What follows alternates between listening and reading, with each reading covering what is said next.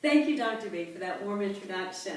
And I too just want to share how excited we are to participate in the good things that are happening to you. Because you are here today, it lets us know that good things are happening to you. Vision is very important. You know, we are told in an old ancient proverb that where there is no vision, people perish. And so it's very important that we kind of have an idea of where we're going, what we want to be, and then that we plan a route in order to be able to get there. And at Fortune Management, we consider it an honor to participate in your vision and helping you to set a path in order to be able to be. And this isn't something that we just ask our dental teams to do, but it's something that we do as individuals and coaches ourselves. Every year, we will sit down and we will begin to envision what next year is going to be like. We've not accomplished everything that we've set out to do. We're not all that, and we haven't arrived. There are things that we still want to see take place in our lives, and there's new ideas that we want to tap into, a better self that we want to be.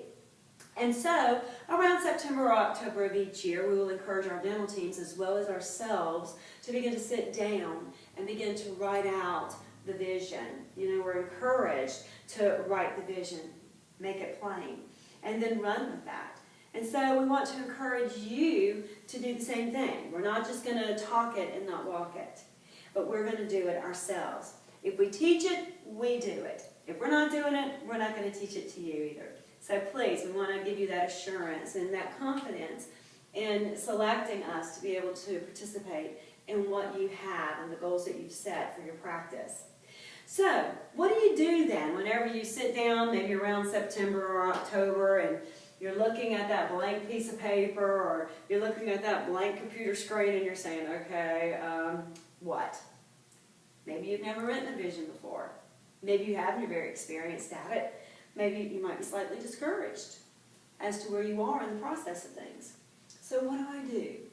Well, here are a few things that you might want to consider as you're beginning to pin this down, write it down, and before you run with it. First of all, you want to decide your practice production. How much do I want to produce this year before taxes come out? What is my goal? Do I want to be $1 million practice? Do I want to be a $2 million practice? What is it? And remember, the sky is beyond the limit. You can go as far as you want to go and envision and dream. And we always encourage people, dream big. Dream big. And so do something that's greater than yourself. Because by the time you get there, it'll be awesome. And the lessons that you've learned and the experience and the wisdom that you've gained. So dream big. What do I want to be? What do I want to do? And then you're going to also think about the patient's exposure days. How many days am I going to work? Am I going to work 4 days? Am I going to work 4.5 days? Maybe 5 days a week? Well, throw a Saturday in there every now and then. What is this going to be like? What is it that we're going to offer? What are our hours going to be like? Put that down on paper. Don't just go through the year and then just kind of work with it as it comes. Now, granted, you're always kind of tweaking things along the way, but you want to have something solid and on paper that can give you a guide. The next thing that you want to consider is your team culture. What is the team culture going to be like? Because we are all conductors of our atmosphere. And so whatever culture is going on in that office, it sets the atmosphere. And every person that walks through that front door can feel it. We can feel the atmosphere. It'll either be like magnetism, in which everybody's just drawn to it, or it's like a repellent. People say, stay away from there. You don't want to go there. I didn't even have anybody greet me when I walked in.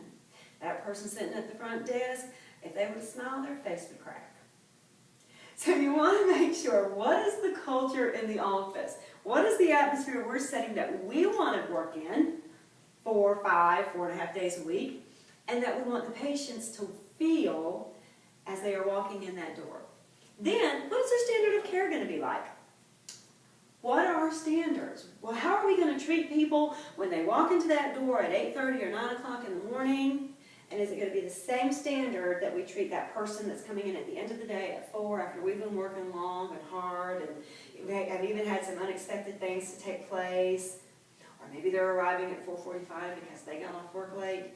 And we opted to go ahead and see them as a courtesy. Are they going to get the same standard? So what is your standard of care going to be like? How are we going to treat the patients? And then, what is the patient base going to be like? What are we going to cater to? Are we going to cater more to the young adults? So we're going to really put out a lot of promotions and products that they would favor, or the youth and children, or senior adults. So what are we targeting? And then the facility. What does that facility look like? The building that houses your practice. The building is not your practice, but it does house your practice. So does it have curb appeal? What is the color going to be like on the outside and on the inside? You know, colors can really enhance our moods and our emotions. So what is the color going to be like? How are the patients, what are they going to smell when they walk into the office? All these things matter. So then after you've kind of compiled a plan, an idea, and some things that you're looking towards, then the next thing you have to do is sell it to your team. Now notice we've been using the word team rather than staff. We don't want to refer to the people that we've hired and that we have chosen to spend 4 to 5 days a week with, those long hours each day. We don't want to refer to them as staff. That's an infection. No. We don't mind if they're slightly contagious, if they have great attitudes and great positive outlook on life. That's great. Let that be contagious. But we want to refer to them as a team, because when you refer to people that work together as a team, something happens. What is that? Well, together, everyone, no one is excluded, achieves more. Team. Everyone working together, they're going to achieve more. And so you want to enroll your team on this journey. How are they going to achieve more? By living your dream and living your vision? Because you're going to enroll them. How do you do that? Well, first of all, get to know them. It's not just the person that you hired and that you interviewed a couple of weeks ago and now they're sitting with you across the patient in another chair passing you instruments. But these are people too that have dreams. They have goals and aspirations in life. And so they come to you because they need an income in order to try to make that happen. Maybe some of them are just trying to pay bills and make ends meet, but they want to acquire and do even greater things beyond that. And so find out what it is, what makes them tick. Communicate your vision to them. And then listen on their response. What is your vision in life? What do you want to do? What do you want to accomplish? What do you want to achieve? And then when you do that, you want to discover what their values are. What are their priorities? What do they base their life on? What are the rules that they abide by? This is important because you will be able to use that as you are drawing them in to sharing your vision, because again, together everyone achieves more. Not only are they going to help your vision become a reality, but you're going to help their visions become a reality.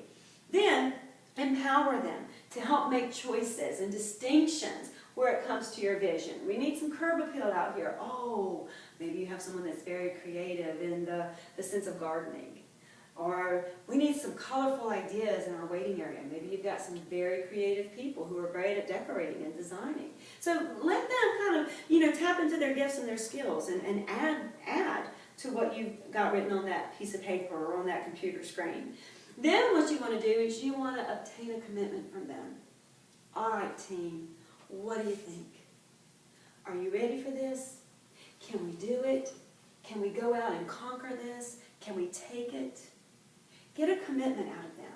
And then when you do, then you want to acknowledge them. Thank you. Thank you for sharing this with me. And because we are working together, we are all going to achieve more. I see now what you're wanting out of life as well, and I'm going to work to help make that happen.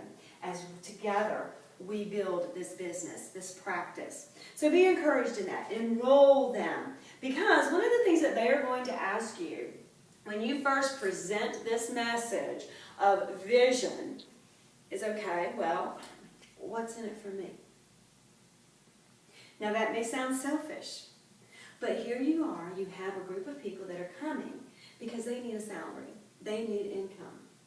So what am I going to get out of this in order to help you accomplish your goal and your dream? Well, again, Together, everyone achieves more. You are going to share in their vision. Get everyone committed in sharing. And then you, doctor, have to be willing to be a leader. And as Dr. B was sharing earlier, a leader isn't just someone that says, now go do this. But a leader is someone who says, now let's go do this. So what are some qualities then of a good leader? Well, first of all, a good leader has certain belief systems. You know, we all act according to the way we believe. Beliefs can either motivate us and encourage us, or they can hinder us and they can hold us back. I remember as a child, my mother was my biggest encourager. And so she would always encourage me in anything that I said I wanted to do or be when I grew up. Now, I'm still in the process of growing up, and my mom is still encouraging me with every idea that I have. I love her to death. She's a great mom. But back then, there were certain things that I wanted to be. You know, I wanted to be a superhero, so Wonder Woman was my idol. Now, I can say that maybe I have tapped into some of her skills and some of her abilities, being a wife and a mother. So I commend you ladies. We are all Wonder Women here. But, okay, naturally I began to realize as I got a little bit older and a little bit more mature that, you know, just being the comic hero Wonder Woman wasn't going to be enough in this world. So I thought, you know, I'm going to be a lawyer. And so I began to share my ideas about being a lawyer with my mom. And so my mom, she would go to the library and she would get me a book on how to be a lawyer. She supported me in that. Now, does anybody remember what libraries are? That was back in the day before we had Google, the internet, you know, before we could get stuff on our phones or iPads. What was that, you know? You actually had to go to the library to do your research. And so my mother would go and she'd get a book and she would just, oh, Angie's going to be a lawyer when she grows up. And she said she wants to be a lawyer when she grows up. And so she would just really just build me up in that. And so then, of course, I decided, no, I don't want to be a lawyer. I'm going to be a judge, but not just any judge. I am going to be a Supreme Court justice. As a matter of fact, the first woman Supreme Court justice. Well, Sandra Day O'Connor beat me to that, but my mom still, oh, Angie's going to be a judge. She's going to be the Supreme Court justice one day.